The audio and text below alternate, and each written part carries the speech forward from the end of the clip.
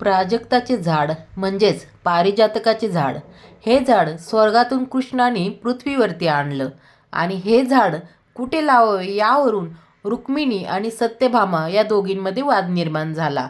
शेवटी सत्यभामाने हे आपल्याच अंगणामध्ये लावलं, पण त्याची फुलं जी होती ती रुक्मिणीच्या अंगणामध्ये पडत होती. म्हणूनच असं म्हटलं जातं की प्राजक्ताचं झाड आपल्या अंगणामध्ये आणि फुलांचा सडा दुसऱ्याच्या अंगणामध्ये. तुमच्याही अंगणामध्ये, गॅलरीमध्ये किंवा घराच्या आजूबाजूला प्राजक्ताचं झाड आहे का? जर असेल तर हा व्हिडिओ शेवटपर्यंत पहा, कारण प्राजक्ताचं झाड ज्यांच्या घरी आहे त्यांच्या घरी लक्ष्मी सदैव वास करते असं म्हटलं जातं. कारण प्राजक्ताची फुलंही माता लक्ष्मीला अतिशय प्रिय आहेत. त्यामुळे हे झाड घराच्या कोणत्या दिशेला असावं, ते कोणत्या दिवशी लावावं याबद्दलची संपूर्ण माहिती या व्हिडिओत सांगणार आहे, तर व्हिडिओ शेवटपर्यंत नक्की पहा. तर नमस्कार सर्वांना, श्री स्वामी समर्थ. स्वागत आहे तुमचं आपल्या चॅनलमध्ये. बघा, प्राजक्ताचं झाड हे एवढं सुगंध देणारं झाड आहे आणि हे माता लक्ष्मीला अतिशय प्रिय आहे. म्हणूनच लक्ष्मीपूजनामध्ये याची खाली पडलेली फुलं वापरली जातात. बघा, प्राजक्ताच्या झाडाची कधीही फुलं तोडून देवाला अर्पण करत नाहीत, ती खाली पडलेलीच वेचून अर्पण केली जातात. प्राजक्ताची फुलं ही रात्री उमलतात व सकाळी ती खाली पडून जातात आणि या फुलांना इतका मंद सुगंध असतो जो लक्ष्मी मातेला अतिशय प्रिय आहे. आणि ज्यांच्या अंगणामध्ये असा सडा पडतो ना, माता लक्ष्मी तिथे सदैव वास करते. आता ज्यांना हे झाड लावायचं आहे त्यांनी कोणत्या दिशेला लावावं? जर त्यांना दिशेनुसार लावायचं असेल तर त्यांनी ईशान्य दिशेला लावावं किंवा पूर्व दिशेला लावावं. नसेल तर तुमच्या घराच्या आजूबाजूनी कुठेही हे झाड लावलं तरी चालणार आहे.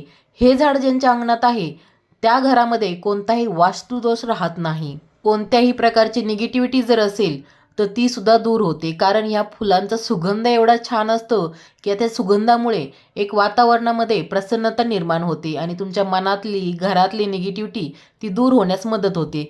हे झाड तुमच्या अंगणामध्ये अवश्य असायला हवं. आता कोणत्या दिवशी लावावं? तर बघा, माता लक्ष्मीला ह्या झाडाची फुलं अतिशय प्रिय आहेत. त्यामुळे तुम्ही हे झाड मंगळवारी लावू शकता, शुक्रवारी लावू शकता. तसं नसेल तर तुम्ही कोणत्याही वारी हे झाड लावू शकता. पारिजातक म्हणजेच प्राजक्ताच्या झाडाला आयुर्वेदामध्ये पण खूप महत्त्व आहे.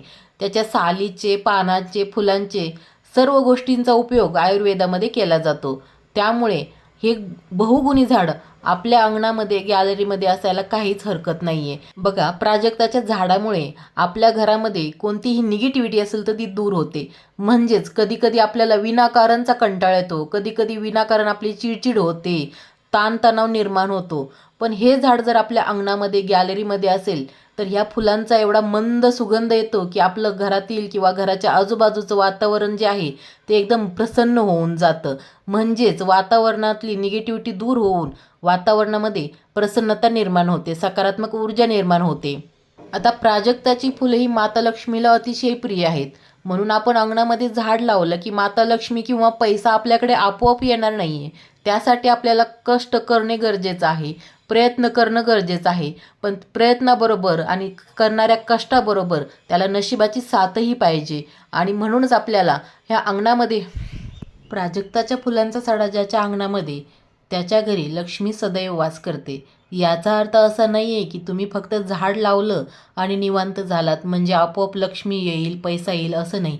आपल्याला त्याबरोबर प्रयत्न करणं गरजेचं असतं. प्रयत्नाबरोबर नशिबाची साथही हवी असते आणि नशिबाची साथ मिळण्यासाठी आपण असे छोटे छोटे उपाय म्हणा किंवा काही प्रयोग म्हणा करत असतो, ज्यामुळे आपलं मन प्रसन्न राहील आणि प्रत्येक कामामध्ये आपल्याला यश मिळेल आणि कोणतंही काम आपल्याला मनापासून करण्याची इच्छा निर्माण होईल. कारण जेव्हा आपलं मन प्रसन्न असतं तेव्हा आपण कोणतीही अडचण, कोणतंही काम आपण सहज करून देतो. आणि जेव्हा आपलं मन प्रसन्न असतं तेव्हा आपलं आरोग्यही चांगलं राहतं, आजारही आपल्यापासून दूर राहतात. म्हणूनच असं बहुगुणी झाड जर तुम्हालाही लावण्याची इच्छा असेल तर या श्रावण महिन्यामध्ये तुम्ही आवर्जून तुमच्या घराच्या अंगणामध्ये हे प्राजक्ताचं झाड लावावं. तर हे मन मोहून टाकणाऱ्या सुंदर नाजूकशा फुलांविषयीची माहिती तुम्हाला आवडली असेल तर व्हिडिओला लाईक करा, कमेंट करा. चॅनलला सबस्क्राईब केलं नसेल तर चॅनलला सबस्क्राईब करा. भेटूया एका नवीन व्हिडिओसोबत. तोपर्यंत सर्वांना धन्यवाद.